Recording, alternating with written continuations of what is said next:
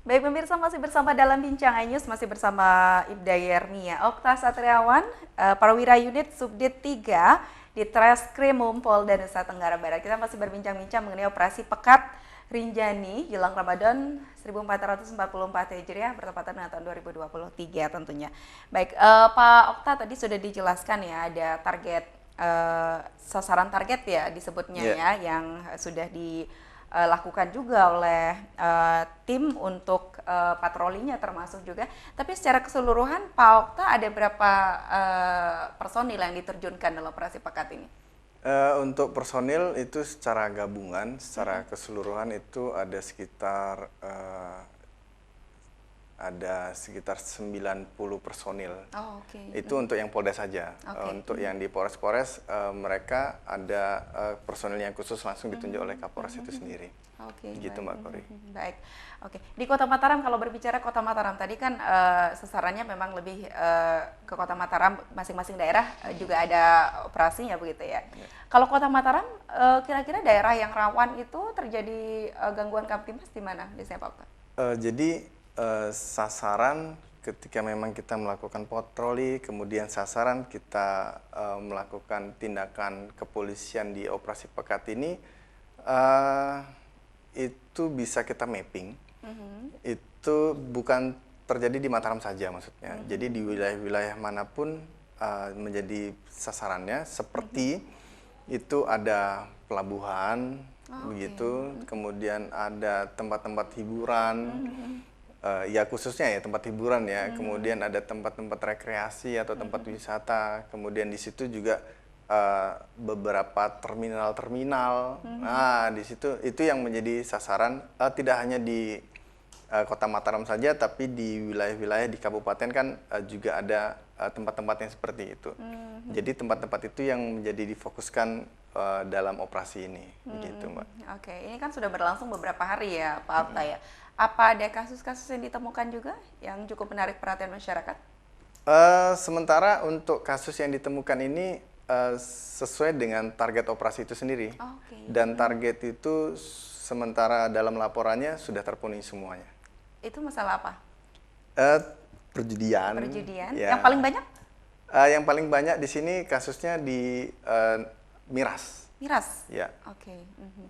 Dari TO-nya sendiri miras, kalau tidak salah di datanya itu mengatakan ada TO ada 6 kalau tidak salah gitu. Oke. Di Kota Mataram? Di Polda NTB. Di Polda Nah, NTB, nanti untuk di masing-masing kabupaten ada punya sasaran masing-masing sendiri begitu dia, Mbak. Oke, baik. Punya sasaran masing-masing. Ya, di kabupaten. Oke, tapi kalau Polda NTB tentunya secara keseluruhan begitu Iya. ya. Oke, baik. Dengan kasus yang ditemukan ini penindakannya seperti apa Pak Okta?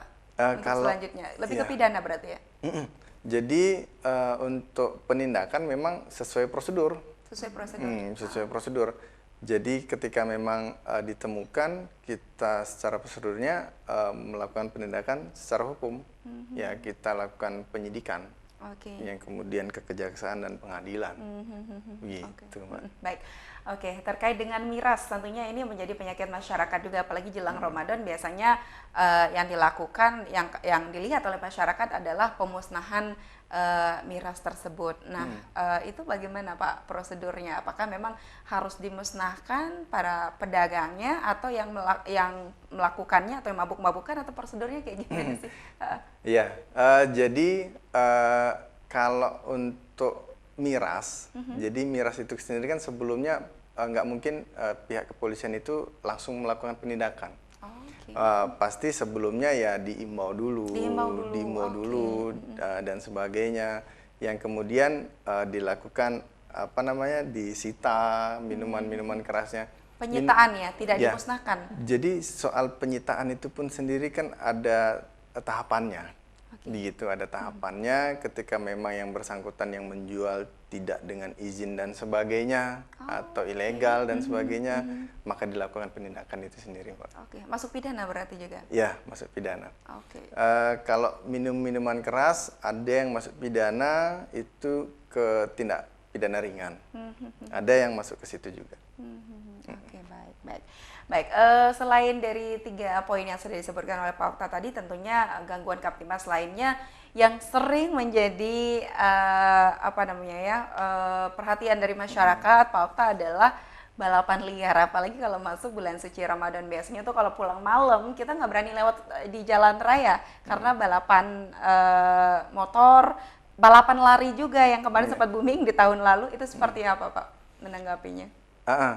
Jadi kalau untuk balap liar atau balap lari, mau pakai motor atau mau lari sendiri Yang manusianya mengganggu kan, lalu lintas intinya. ya Oke. itu mengganggu, itu termasuk dari sasaran operasi juga, karena tidak menutup kemungkinan ketika memang ada kegiatan anak-anak muda ya, terutama khususnya itu melakukan balap liar atau balap lari, di situ kan ada indikasi soal perjudian. Oh, Nah, iya betul. jadi ada taruhan-taruhan dan sebagainya. Nah, seperti itu. Selain itu memang mengganggu juga Pak Okta ya. Tapi nanti kita lanjutkan lagi ya. Ada beberapa juga selain itu kembang api salah satunya juga yang sering menjadi perhatian dari masyarakat, yang tentunya juga harus menjadi perhatian dari pihak kepolisian. Nanti kita lanjutkan lagi bincang-bincang kita Pak Okta. Kami jeda dulu pemirsa, jangan kemana-mana. Pastikan Anda masih bersama kami di Bincang iNews.